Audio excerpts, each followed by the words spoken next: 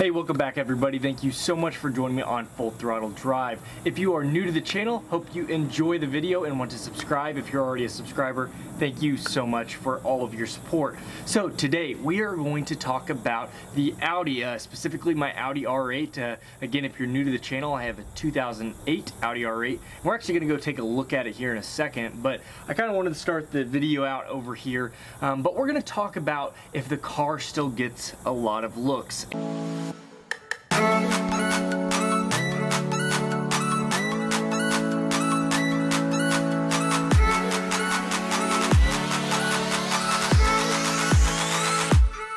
Now cut straight to the true answer, and it is most certainly yes. The Audi R8 does get a lot of attention. Now I do look younger, so I'm sure a lot of people are kind of curious, but I would say overall, for the most part, it gets quite a bit of attention. Certainly more than like my Corvette ever did, or most of the other cars on the road. And again, a lot has to do with the design. Having that open back panel window where you can see into the heart of the beast, the V8 in the back, is certainly different. And honestly, it's just a very sporty looking car. It looks very good, and even though it's crazy to imagine that it's 10 years old, it does still look great on the road. And if I was to add an exhaust, which definitely will be coming eventually, sometime, hopefully sooner than later, we'll see, that would actually add a lot of noise and, you know, help probably with the attraction feature.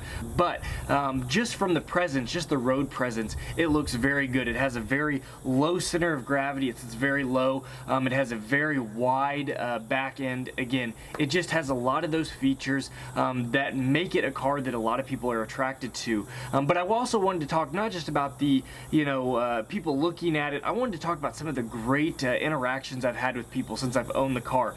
You know, a huge reason, I guess I should say, of why I bought the Audi R8 wasn't just for my enjoyment, it was to share it with people. Some of the best experiences I ever had growing up, loving cars growing up, was getting to meet people that actually own them and talking with them. And, you know, as a kid, you kind of almost somewhat look up to them and think, man, one day that's going to be me. If I work hard enough, if I do the things I'm supposed to do, if I, you know, set a good example for myself, I could attain one of these. And now being able to kind of be in that situation is amazing. I loved the Corvette, but I didn't have a lot of people that seemed to want to talk about it. Every great once in a while, it seemed like, but with the R8, it almost seems like either every time or every other time someone will come up to me. Even at a gas station, I have a lot of run-ins, and so I wanted to kind of talk about that in this video. But before I go any further, let's go take a look at the R8.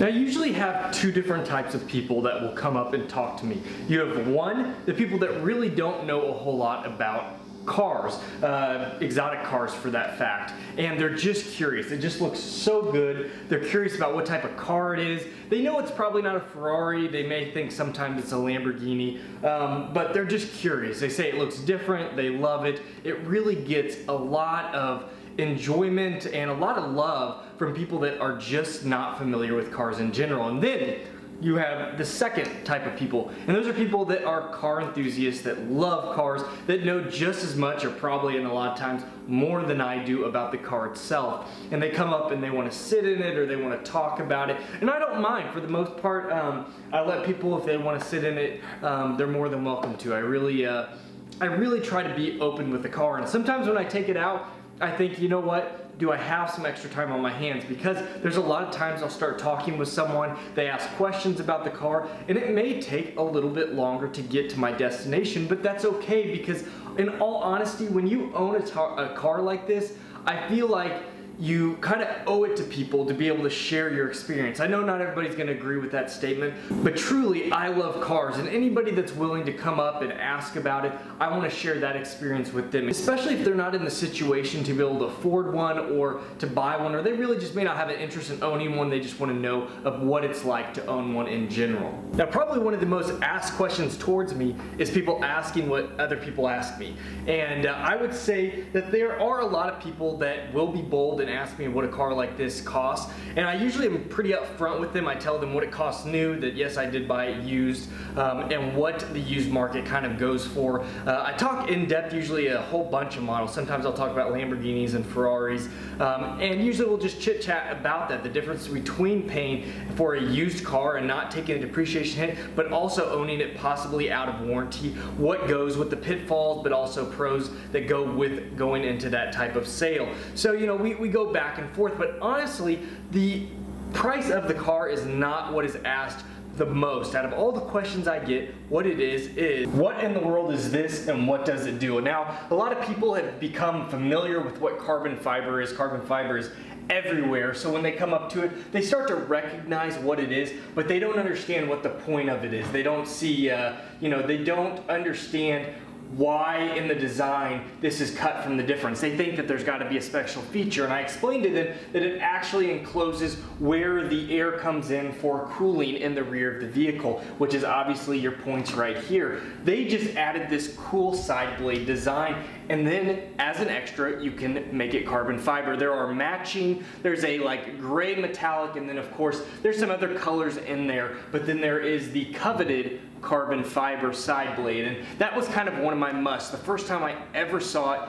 it was incredible. You don't see this amount of carbon fiber, like one huge area, in many cars at all. I honestly, off the top of my head, other than some really large carbon fiber spoilers, cannot think where you see this much mass on a given, you know, area on any other type of car. And usually, again, it's aftermarket. This is not really aftermarket. It can come OEM from the factory, which obviously this did. But that is my most asked question about the Audi R8 in general. Now, there are some things that I don't talk about, and usually people can be very, very bold. And I don't mind talking about the cost of the car and some of the things to maintain it, and even some of the general sense of kind of what I do. I kind of give people a general overview that I work in finance. I just don't like to give them private information, and honestly I do understand it. I just kind of cut it off at that, but I understand. When I grew up, I remember thinking, man, what do people do that own these types of cars? They come from all walks of the earth, and again, I'm in finance. A lot of people own their own businesses, even some really well-paid IT people. There's all types of people that can afford these cars, and honestly,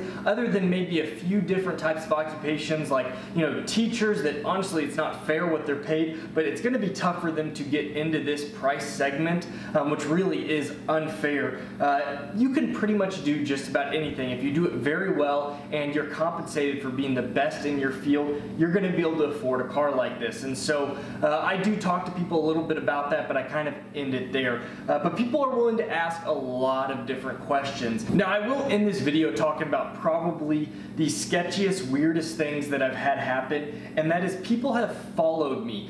They have followed me to my neighborhood, and I will actually pass kind of where I live and maybe make a loop, because I can tell that you know, they are just following me, and I'm not really sure why. Maybe they're just curious, they do want to talk. People, again, can be really bold, and that is that's kind of where I draw the line. Again, I don't like to be followed. It's not a fun feeling, and sometimes I'm wrong. Sometimes I follow into the neighborhood. We don't have a large neighborhood. I'm familiar with a lot of the cars, so when I see one that I'm not really familiar with and they've been following me for a while, I do seem to try to be a little bit evasive and see if they follow me. And I've had times when they just follow me through. You know, mine connects to an older neighborhood, and they'll just follow me for a while, and finally I think they get the hint that I am, you know, I'm not just gonna go home, that I might live in the area, but they just don't know exactly where I live. That's probably the weirdest part about owning the car, and probably the only negativity I have. I don't have really any negative comments that I've been asked about the car. People seem generally intrigued about it,